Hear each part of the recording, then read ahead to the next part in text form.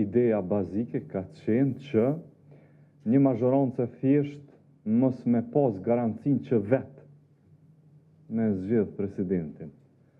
Mos me mujt me zgjedh vetë, po me qenë kjo një farloj i bashkëpunimit edhe me forca tjera politike për me mujt me ardhë deri te një numër i nevojshëm për zgjedhjen e presidentit.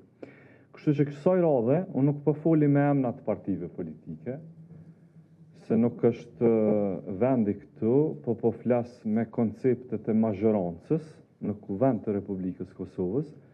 Ajo mazhorancë që është prej 66 numrave në kuvendin e Republikës Kosovës, ne jemi bind që nuk ka mundësi përmes një emri që propozohet, një emër i njanshëm, ta marrim edhe votën e garantume të opozitës, për mi botë edhe të vota.